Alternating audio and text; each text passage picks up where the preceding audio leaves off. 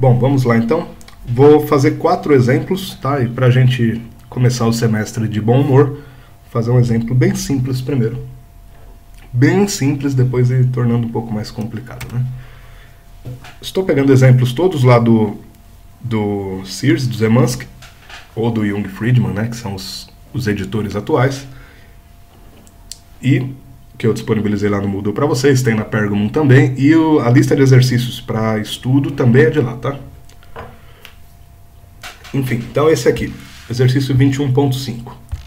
Um ser humano médio pesa cerca de 650 newtons. Se dois seres assim carregassem cada qual 1 coulomb de excesso de carga, um positivo e outro negativo, qual deve ser a distância entre eles para que a atração elétrica seja igual aos seus pesos de 650 newtons?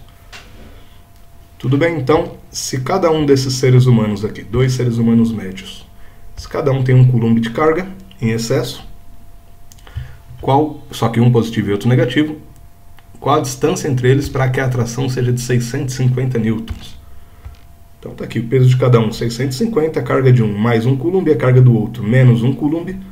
Qual a distância para que essa força seja de 650 newtons, né?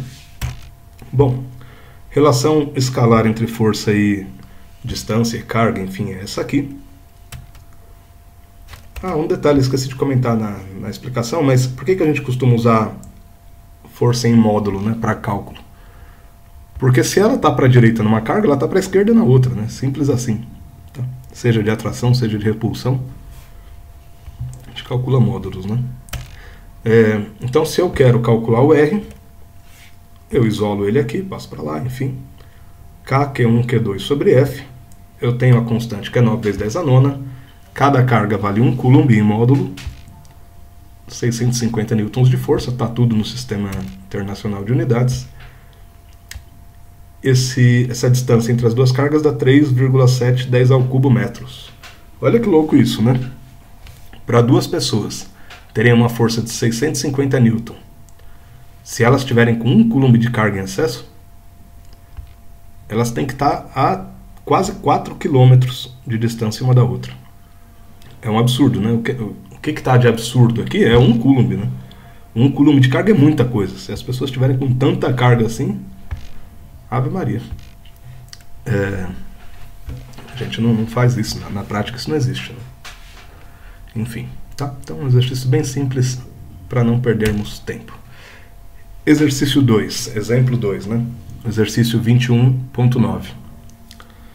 Duas esferas muito pequenas. Eu também vou fazer o exercício aqui bem rápido, porque vocês podem pausar e tem o slide, enfim, né? Duas esferas muito pequenas, de 8 gramas e 55, estão a uma distância de 15 centímetros de um centro ao outro, e são carregadas adicionando-se um número igual de elétrons a cada uma delas.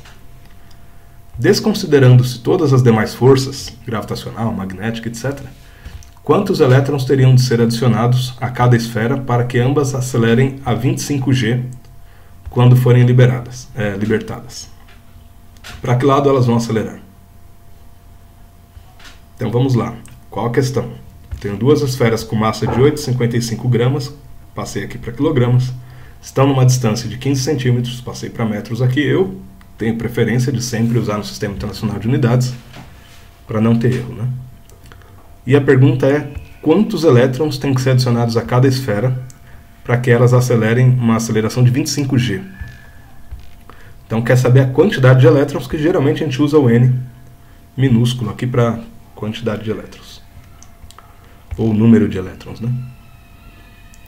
E a aceleração das cargas tem que ser de 25 G. Estou usando o G aqui como 9,8, então 25 vezes 9,8, 245 metros por segundo ao quadrado. Se eu quero saber o N, tem que partir de 3 relações aqui. Primeiro, quantidade de carga num corpo é a quantidade de elétrons vezes a carga de cada elétron, ou de cada próton, né? No caso aqui são elétrons. Essa é uma equação trivial, né? No sentido de que ela não é nenhuma lei, não. É só uma continha assim. Se cada pão custa 50 centavos, se eu tenho 10 pães, eu tenho 5 reais de pães, né? Tem nada mais do que isso, tá? Se cada elétron tem uma carga de 1,610 a menos 19 coulombs, se eu tenho 10 elétrons, eu tenho 10 vezes isso, de carga no corpo, né? Enfim, força, a gente já trabalhou aqui com a lei de Coulomb, e lembrando que força resultante, massa vezes aceleração. Se eu estou trabalhando com a aceleração das cargas, preciso saber qual a força resultante nessas cargas, né? Assim, como a carga 1 é igual à carga 2, ele diz aqui, né? São carregadas adicionando-se um número igual de elétrons a cada uma delas. Então, como carga 1 é igual a carga 2, a gente pode colocar aqui Q1 quadrado. Tá. E, como N é Q1 sobre E, usando essa primeira relação, quero saber a quantidade de elétrons no corpo carregado pela carga elementar. Q1, isolando aqui nessa equação da força, passando o raio para lá, constante de proporção para cá, enfim, e a raiz, né? Então Q1 vale isso, e 1 sobre E já estava aqui, né? Aí é só substituir. Como força é massa vezes aceleração, porque é a força resultante que vai acelerar, ele falou para desprezar as outras, então a resultante vai ser a força elétrica. Massa vezes aceleração, aí eu tenho todos os valores, tá? Ele deu a massa, a gente tem a aceleração, tem a distância, tem o K, tem o E, então agora é só fazer a continha, tá? Substituindo aqui os valores, massa, aceleração, carga, carga elementar, distância e constante de proporcionalidade. Enfim, fui fazendo a conta aqui, a gente chega nesse valor de 1,43, 10 a 13 ou 14,3 trilhões de elétrons. Tá? Então eu precisaria adicionar 14 trilhões de elétrons em cada carga a 15 centímetros de distância para que eles acelerem 25 vezes mais do que a gravidade. Beleza? Espero que sim. Vamos para o terceiro exemplo. Exercício número 21.13. Até acabou minha garrafa de água aqui, 1 hora falando. Bom, exercício 21.13. 3 cargas pontiformes estão dispostas em linha reta. Eu fiz um desenho aqui, tá? Não tinha no exercício. 3 cargas pontiformes estão dispostas em linha reta. A carga Q3, de mais 5 nanocoulombs, está na origem. Então a vermelhinha aqui seria Q3. A carga Q2, de menos 3 nanocoulombs, está em x igual a 4 centímetros, seria a azulzinha. E a carga Q1 está em x 2 centímetros, a amarelinha aqui. A pergunta é, determine Q1, módulo e sinal. Tá? Lembrando aqui, ó, a Q3 tem 5 nanocoulombs, a Q2 tem menos 3 nanocoulombs. E aí determinar Q1 quando a força resultante sobre Q3 for igual a 0. Então, Q3 é a vermelhinha. Quando a força sobre a Q3 for 0, quanto que vale Q1? Deu aqui alguns valores, tá? Eu só anotei para cá. A posição do Q3 é 0, nesse referencial. Posição de Q2 é 4, posição de Q1 é 2. E o valor de Q3 e de Q2 e pede Q1. Bom, se a força resultante em Q3 é de 0 newtons, a gente tem que entender que a força da carga 1 sobre a carga 3 mais a força da carga 2 sobre a carga 3 vai dar essa força resultante, que é 0. Tudo bem? Então, se a carga 1, a amarelinha, está atraindo a carga vermelha, que é a Q3, então a azul tem que repelir, né, para que a soma das forças dê 0 nos vetores, né? Calculando a carga 2 a gente tem, que vale menos 3, e a carga 3 vale mais 5, então a gente pode calcular a força entre as cargas 2 e 3. Então, substituindo os valores de forma direta aqui, sem enrolar muito, a carga Q2 e a carga Q3 são de sinais contrários, então existe uma força de atração aqui. A carga azul atrai a carga vermelha, assim como a carga vermelha atrai a carga azul. Nesse sentido, substituindo o K, o Q2, o Q3 e a distância entre as duas, 4 centímetros, né? Eu tenho que a força entre a carga 2 e a carga 3 é uma força positiva no eixo X.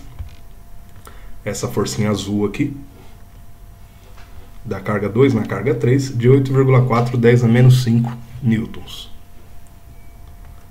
Bom, se a força resultante na Q3 tem que ser nula, então a soma vetorial da força da carga 1 na 3 e da 2 na 3 tem que dar zero. Ou a força da carga 1 na 3 tem que ser o mesmo módulo da força 2 na 3, mas com sinal trocado. Certo? Então dá menos 8,4 10 a menos 5 newtons. Tudo bem? Para a esquerda aqui. Então o módulo e o sinal estão dados como resultado.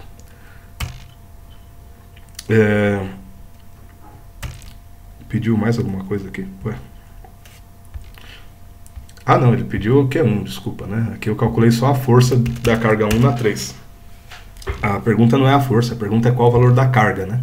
Aí é só fazer a conta contrária, né?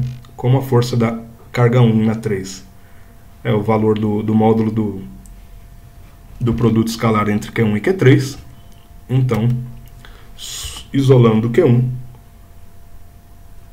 eu tenho a distância entre as duas, tenho K, tenho Q3, tenho a força de 1 em 3, então isolando o Q1, eu acho o valor da carga aqui de 7 vezes 10 a menos 10 coulombs. E aí uma carga positiva, carga amarelinha aqui, Q1, positiva porque ela repele a carga vermelhinha, que é a Q3, que também é positiva. Tá? Valor final. E último exemplo do exercício 21.31. A distância entre duas cargas pontiformes é de 25 centímetros. Está aqui, ó, uma carga aqui e outra carga aqui com a distância de 25 centímetros. Determine o campo elétrico líquido que essas cargas produzem no ponto A, no item A, e no ponto B, no item B. E no item C, quais seriam o módulo, a direção e o sentido da força elétrica que esse conjunto de cargas produziria sobre um próton no ponto A? Então, três questões. Ó. Tem uma carga aqui negativa, outra carga negativa, e elas geram um campo resultante aqui, que ele está chamando de campo líquido, né? Um campo resultante no ponto A. Vou adotar o referencial na horizontal, né, como está aqui na ligação, mas na direção da linha tracejada e orientado para a direita, para a gente poder ter alguns parâmetros. Né? Carga da direita eu vou chamar de QD, ele não deu nome para as cargas, né, então eu vou chamar aqui de carga da direita de QD, carga da esquerda de QE. Quero saber o campo no ponto A, então eu calculo o campo gerado por uma carga, o campo gerado pela outra carga e faço a soma vetorial. Né? Então, o campo resultante no ponto A é o campo da carga da direita no ponto A e o campo da carga da esquerda no ponto A. Carga da direita aqui gera um campo aqui, carga da esquerda gera um campo aqui também. Bom, o campo da carga da direita no ponto A. K, carga da direita no campo A, dividido pela distância até o ponto A ao quadrado. Detalhe importante, coloquei aqui positivo. Por qual motivo? Lembra, carga negativa, o campo aponta para dentro da carga. Então aqui no ponto A tem um campo apontando para dentro da carga da direita, gerado por ela mesma. Tá? Como eu adotei o referencial orientado para a direita, então é um campo positivo. K, o valor da carga está aqui, nanocoulombs, distância estava em centímetro, coloquei o 10 a menos 2 aqui, deu 1,125 10 a quarta newton por coulomb. Campo gerado pela carga da esquerda no ponto A. Negativo, vamos analisar ali. A carga está aqui, a carga da esquerda. No ponto A ela gera um campo que é interno, que é para dentro dela, dessa carga, porque ela é negativa. Então ele vai estar contrário ao referencial que eu adotei, que era para a direita. Né? Então K, carga da esquerda 6,25 nanocoulombs, 15 centímetros do ponto A. Então dá menos 0,25 10 a quarta newton por coulomb. Campo resultante no ponto A, a soma vetorial dos dois, da carga da direita e da carga da esquerda, que dá 8,75 10 ao cubo positivo. Dá para ver aqui que é bem maior o da carga da direita, né? 8,75 10 ao cubo. Vamos para a questão B. Questão B é a mesma pergunta, só que no ponto B, aqui. Então não tem muito segredo, a gente já fez o A, é parecido. O campo resultante no ponto B é o campo gerado pela carga da direita no ponto B e o campo gerado pela carga da esquerda no ponto B. O gerado pela carga da direita é essa carga aqui de menos 12,5. Lá no ponto B é um campo que aponta para a direita, né, porque está para dentro dessa carga. 9,2, 10 ao quadrado. Repara a diferença, né? Aqui no campo do ponto A era 1,12, 10 à quarta. Então era da ordem de 10.000. Nesse caso aqui, o campo gerado pela carga da direita é da ordem de 100, né? Quase 1.000, né? Porque está muito mais distante, né? Vai perdendo força, perdendo intensidade o campo. Né? O campo gerado pela carga da esquerda aqui, ó, também tem uma diferença do item A, porque agora a carga o ponto B está desse lado, então ele é para dentro da carga, e aí também vai estar no sentido do meu referencial. Então os dois dão positivos. E somando os dois, dá 6 vezes 10 ao cubo Newton por Coulomb. Beleza, e último item da aula, ponto C. Quais seriam o módulo, direção e o sentido da força elétrica que esse conjunto de cargas produziria sobre um próton no ponto A? Então, se eu coloco uma carga no ponto A, no caso aqui um próton, qual a força que ele vai sentir? Bom, carga do próton, carga elementar, positiva, né? 1,610 é menos 19 coulombs, positiva. Qual a força de um próton em um próton no ponto A? Campo é a força que atua numa carga de teste. Então aqui é fácil usar. Se o campo resultante no ponto A é esse aqui, e a carga de teste é a carga elementar, eu vou fazer a carga elementar do próton, né? Fazer a próton vezes o campo elétrico, tá? Então aqui direto. 1,4, 10 a menos 15 newtons.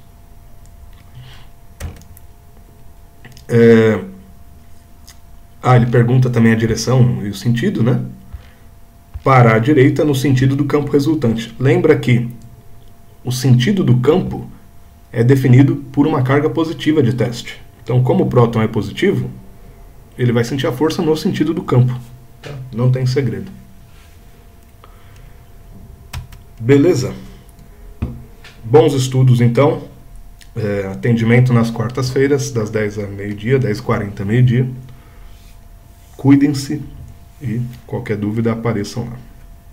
Até mais.